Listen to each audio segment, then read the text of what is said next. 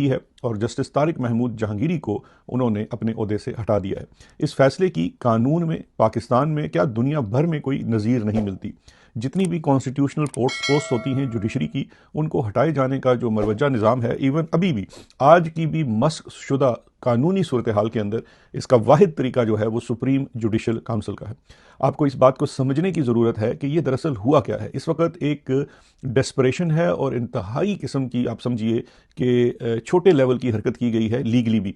अब देखिए, इस वक्त निज़ाम अगर वाकई ही उसको ये परवाह होती कि हमें ठीक है अपनी मर्ज़ी करनी है, अपने मर्ज़ी के फ़ैसले लेने हैं, लेकिन उसके लिए हमें अपने ही बनाए हुए असूलों और अपने बनाए हुए निज़ाम के तहत ही चल लेते हैं, लेकिन ऐसा नहीं है। पूछने वाला कौन है? इस वक्त आप चाहे जो मर्ज़ी करें, आपसे सवाल करने वाला कोई नहीं है। अखबारें खामोश हैं, टीवी बंद हैं, सोशल मीडिया के ऊपर आपने काम किया हुआ है, अपोजिशन नाम की चीज़ मुल्क में नहीं है, अदलिया नहीं है, आज़ाद अदलिया तो दूर की बात, अदलिया तक नहीं रही, तो सवाल कौन करेगा? Why go through the trouble of going to supreme judicial council और इतना लंबा करें? एक साथ वाले जज को पकड़ें, एक टुच्चे से बंदे से आप पिटीशन फाइल कराएं कि जनाब इनकी डिग्री जाली है या जो भी है, उधर से जाके सिंध सिंडिकेट वालों को उठाएं, सिंध यूनिवर्सिटी वालों को उठाएं, कराची यूनिवर्सिटी वालों को उठाएं, उनको 2 थप्पड़ लगाएं, उनसे जनाब एक बयान दिलवाएं और वो जाकर अदालत में कह दें कि जनाब ये डिग्री बिल्कुल इनकी जाली है।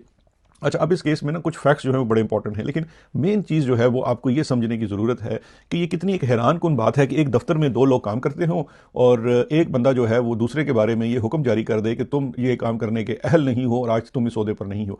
This is exactly what has happened. जो जुडिशरी जो सुपीरियर जुडिशरी जिसको हम कहते हैं, जिसमें हाई कोर्ट और सुप्रीम कोर्ट है, ये कोई मुलाजमत नहीं है, ये एक कॉन्स्टिट्यूशनल पोस्ट है जिस पे तैनाती के लिए एक तरीकाकार वज़ा किया गया है। उस तरीकाकार के अंदर पार्लियामान और जो गवर्नमेंट होती है वही सुप्रीम होती है, उसके अंदर जुडिशरी का भी हिस्सा होता है और फिर कंसेंसस के बाद, चेक्स होने के बाद किसी शख्स को जज लगाया जाता है। अब इस पूरे मामले में सवाल तो यहां से खड़ा होता है कि जिस दिन तारिक जहांगीरी साहब जज बने, क्या उस दिन हमारी एजेंसियों को या हमारे इदारों को या हमारी पार्लियामान को या बाकी लोगों को इल्म नहीं था कि तारिक महमूद जहांगीरी साहब की जो डिग्री है वो दुरुस्त नहीं है? आज जो काम हमारी एजेंसियों ने जाकर तारिक महमूद जहांगीरी के खिलाफ किया, ये उस वक्त क्यों नहीं थे जब आज से काफ़ी अर्सा, और by the way Tariq Mahmood Jahangiri साहब पाकिस्तान तहरीक इंसाफ की हुकूमत से पहले जज तैनात हुए थे, नून लीग की ही हुकूमत थी, लेकिन उनकी जो जराइम हैं या उनका एक ही जुर्म समझिए कि उन्होंने इस वक्त जो निज़ाम की एक इंतहाई घिनौनी सूरत और गिरी हुई सूरत है उसमें शमूलियत से इनकार कर दिया। जो फैसला आज इस्लामाबाद हाई कोर्ट के आया है, इसके बहुत सारे पहलू हैं और उन पहलुओं को थोड़ी सी रोशनी डालनी बहुत ज़रूरी है। पहली बात तो ये है कि इसमें एक पहलू का ये देख लीजिए कि, और अभी आप इस पर आजकल में बहुत बातें सुनेंगे, बहुत लोग कमेंट्री करेंगे, बड़ा अच्छी बात करेंगे, सिर्फ टुच्ची बातें भी करेंगे, लेकिन 3-4 बुनियादी बातें मैं आपके गोश गुजार करना चाहता हूँ जो इस पूरे कॉन्टेक्स्ट को समझने के लिए आपके लिए मैं समझता हूँ थोड़ी सी अहम होंगी। एक कॉन्टेक्स्ट ये है कि इस वक्त तारिक महमूद जहांगीरी साहब को जो नाअहल किया गया, पहली तो बात यह है कि देखिए, कोई जज, कोई भी ओहदा जो है वो मुकद्दस गाय नहीं है। अब पाकिस्तान में सिर्फ 2 मुकद्दस गाय हैं आज के आइन के मुताबिक। एक उसमें मुकद्दस गाय जो है वो सदर पाकिस्तान है, उसको ताउम्र इस्तिस्ना हासिल है, और दूसरी मुकद्दस गाय या उसको कट्टा समझें वो फील्ड मार्शल साहब हैं जिनको ताउम्र इस्तिस्ना हासिल है। इसके अलावा तो आज भी आइन में कोई मुकद्दस गाय नहीं है, किसी से भी सवाल किया जा सकता है, लेकिन उसका एक तरीकाकार है। जज जो है सुपीरियर कोर्ट का, उसकी तैनाती को लेकर, उसके कंडक्ट को लेकर और उसके बाकी मामलात को लेकर वाहिद जो तरीका आइन के अंदर मौजूद है वो है सुप्रीम जुडिशल काउंसिल का।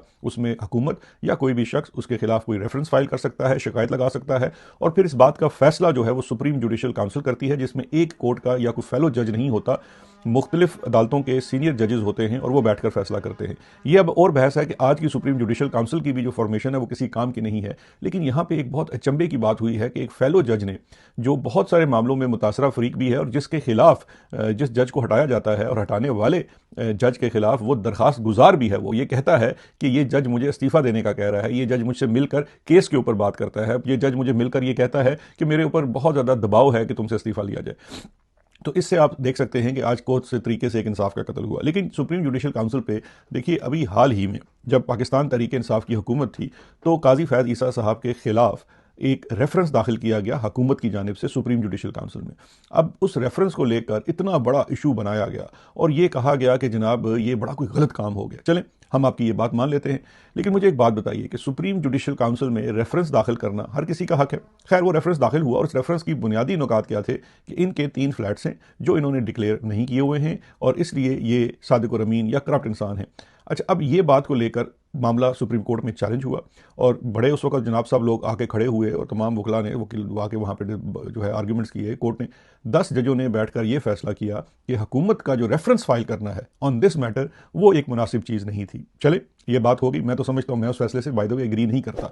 मैं ये समझता हूँ कि अगर देखिए हुकूमत ने कोई इन्वेस्टिगेशन नहीं की, हुकूमत ने किसी भी किस्म की कोई उनकी जासूसी नहीं की, हुकूमत के पास एक इतला आई, उस इतला को उन्होंने उठाकर तस्दीक करके सुप्रीम जुडिशल काउंसिल के सामने रख दिया। सुप्रीम जुडिशल काउंसिल का केस अपनी तरफ रह गया, सुप्रीम कोर्ट में जाकर उसको चैलेंज किया काजी फैज ईसा ने। उस सुप्रीम कोर्ट ने कहा कि जी वाहिद जो फोरम है वो जज के खिलाफ कोई काम कर सकता है तो वो सुप्रीम जुडिशल काउंसिल है। चले, मैं उस पूरे फैसले से एग्री नहीं करता, लेकिन मैं इस प्रिंसिपल को तो मान लेता हूं। झगड़ा तो सिर्फ इस बात का है कि वो ये कहते हैं कि हुकूमत ने जो रेफरेंस फाइल किया था वो मेलाफाइडी था, तो लिहाजा जो है ये आना ही डायरेक्ट इधर आना चाहिए था। भाई हम भी तो सुप्रीम जुडिशल काउंसिल के पास लाए थे। लेकिन चलें इस बहस से हटकर यहां पर देखिए कि आज क्या हुआ है। यहां पर तो सुप्रीम जुडिशल काउंसिल है ही नहीं। क्या तारिक महमूद जहांगीरी कोई जज नहीं थे? क्या वो हाईकोर्ट के जज नहीं थे, कंफर्म जज नहीं थे? क्या उन्हें वो प्रोटेक्शन आइन के मुताबिक अवेलेबल नहीं थी जो बाकी दीगर जजों के पास है?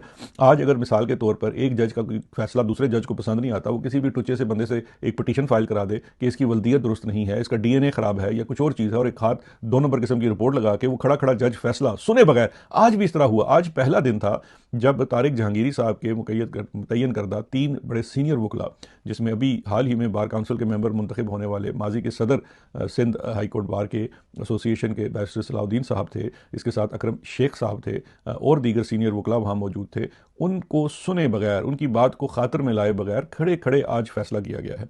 अच्छा, अब ये जो फैसला जिन फैक्ट्स की बुनियाद पर किया गया है वो भी इंतहाई इंटरेस्टिंग पॉइंट्स हैं। उन इंटरेस्टिंग पॉइंट्स में एक चीज़ जहन में रखिएगा, और ये बात समझने के लिए ज़रूरी है क्योंकि तारिक केस जहांगीरी वाला जो केस है ये आगे चलकर भी बहुत ज़्यादा मानी रखेगा। तारिक जहांगीरी साहब के ऊपर इल्ज़ाम ये था कि उनकी डिग्री जाली है। डिग्री जाली इल्ज़ाम लगाने वालों का ये कहना था कि इन्होंने सिंध जो यूनिवर्सिटी है वहाँ से कभी पढ़ा ही नहीं है। उसके बरखिलाफ जो फैक्ट्स थे जिसको सिंध यूनिवर्सिटी भी बाय द वे तस्लीम करती है वो ये है कि तारिक महमूद जहांगीरी साहब ने अपना पार्ट 1 का LLB का इम्तिहान अपने नाम पर दिया, उसके बाद उनके ऊपर पाबंदी लग गई। ये वो दौर था जो ज़िया उल हक का दौर था। ये तारिक जहांगीरी साहब थे जो वो PSF के साथ एसोसिएटेड थे, स्टूडेंट पॉलिटिक्स के अंदर इन्वॉल्व थे, और ज़ाहिर बात है उस वक्त जो मार्शलाई निज़ाम था, जो अगर आप याद करें तो जुल्फ़िकार भुट्टो साहब को फांसी ज़िया उल हक ने लगाई थी, और जिसको अब सुप्रीम कोर्ट एक जुडिशल कत्ल करार दे चुका है। और तारिक महमूद जहांगीरी साहब बतौर स्टूडेंट PSF में गालबन यही करते होंगे, उसके खिलाफ एहतजाज करते होंगे। उस एहतजाज की वजह से या उनकी सियासत की वजह से उन पर पाबंदी लगा दी गई। तारिक महमूद जहांगीरी साहब ने दूसरे और तीसरे पार्ट का जो इम्तिहान है वो अपने नाम में थोड़ी सी तब्दीली करके दी। ये बात जो है वो सिंध हाई कोर्ट जो है वो इसको सिंध कराची यूनिवर्सिटी जो है वो किसी हद तक तस्लीम कर, और इसी चीज़ को लेकर सिंध हाई कोर्ट में एक पिटीशन भी की गई है, और सिंध हाई कोर्ट ने कराची यूनिवर्सिटी को इस पर कोई भी हतमी फैसला जारी करने से रोका है। लेकिन उस चीज़ को भी खातर में ना लाते हुए इस्लामाबाद हाई कोर्ट ने महज उसी चीज़ के ऊपर अमल करके आज इनकी वो ख़त्म कर दी। लेकिन इसका एक बहुत दो पहलू है। एक पहलू ये है कि जो इशू है वो फेक डिग्री का नहीं है। ये जो पूरा टर्म यूज़ की जा रही है फेक डिग्री, ये दुरुस्त नहीं है। इशू इस पूरे मामले के अंदर जो है वो इर्रेगुलर डिग्री का है। इर्रेगुलर डिग्री का मतलब ये है कि तारिक महमूद का जहांगीरी साहब एडमिटेडली ना सिर्फ उन्होंने इम्तिहान दिया बल्कि इम्तिहान पास भी किया, और पिछले तकरीबन 35 साल से या 30 साल से वो एक प्रैक्टिसिंग वकील हैं और बड़े अच्छे खासे वकील हैं। और इस असना में वो मुख्तलिफ सरकारी वकील भी रहे हैं, महकमों को रिप्रेजेंट करते रहे हैं, डिप्टी अटॉर्नी जनरल रहे हैं, फिर उसके बाद जो इस्लामाबाद हाई कोर्ट के जज बने, उन्होंने इतने फैसले लिखे, सब कुछ किया, और लीगल काबिलियत थी तो सब कुछ कर रहे थे। उनको आज निकालने वाले जज साहब की मुझे कोई फैसला तो ला कर दिखा दीजिए, उनको तो फैसला लिखना नहीं आता कहने वाले ये कहते हैं। खैर, एक तो इसका पहलू ये था कि जनाब ये इर्रेगुलर डिग्री का केस है एट बेस्ट। अब दूसरी इसके पहलू पर आ जाए, और वो पहलू बड़ा हसीन है। वो पहलू ये है, मैंने इस पर आज ट्वीट भी की है कि हजूर वाला कि आज के फैसले की बहुत ज़्यादा सिला जो है, ठीक है इस वक्त आसिम मुनीर का निज़ाम है, ISI वालों ने इनको जनाब सारा इनका काम करवाया है, ठीक हो गया। लेकिन इसका आज का जो एक मुबारकबादी है वो ज़रूर हमें देनी चाहिए जुल्फ़िकार अली भुट्टो के नवासे और उनके दामाद को, क्योंकि आज एक ऐसे जियाले का जिसने 80 की दहाई में भुट्टो के साथ और पीपल्स पार्टी के साथ होने वाले मार्शलाई जुल्म और उस वक्त जो एब्रोगेशन ऑफ कॉन्स्टिट्यूशन हुआ उसके खिलाफ बतौर एक तालिब इल्म की आवाज़ उठाई, जिसकी पादाश में उसके ऊपर पाबंदी लगी हुई, और फिर उसी को लेकर उसको उसके तालीम के हक से महरूम करने की कोशिश की गई। खैर एनीवेज उसने वो डिग्री पास कर ली, नाम तब्दीली से जो भी किया, प्रैक्टिस करके शुरू हो गए। आज जब वो शख्स उसी नज़रिए पे खड़ा है कि उसने 80 की दहाई में भी मार्शल लॉ को चैलेंज किया, और वो आज भी एक जो अनडिक्लेयर्ड मार्शल लॉ है उसको भी वो चैलेंज कर रहा है अपने एक कॉन्स्टिट्यूशनल रोल के अंदर, और वो रूल ऑफ लॉ और ड्यू प्रोसेस की बात करता है और जज के तौर पर इंसाफ करने का ख्वाह है, उसे आज फिर सज़ा दी जाती है। और 80 की दहाई में उसको सज़ा दी गई कि उसको इम्तिहान नहीं देने दिया गया, उससे तालीम का हक छीना गया।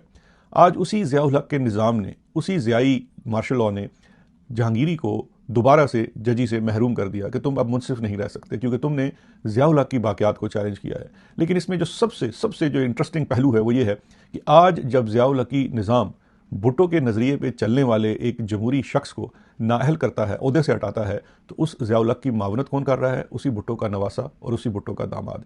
ये चीज़ आज पीपल्स पार्टी के सारे दोस्तों को समझनी चाहिए, सोचनी चाहिए और इसमें थोड़ा सा गौर करना चाहिए। अब ये तेरे मेरे की बहस नहीं है, ये पीपल्स पार्टी, पीटीआई और नून लीग की बहस नहीं है। ये आज बड़े वाज़े तौर पर आज निज़ाम नंगा हुआ है, निज़ाम ने नंगा होकर दिखाया है कि आज जो भुट्टो के नाम पर सियासत करके सिंध में पिछले कितनी दहाइयों से वहाँ पे हुक्मरानी करने वाले वो भुट्टो के लोग हैं ही नहीं। ये बात सिंध वालों को भी सोचने की है। खैर,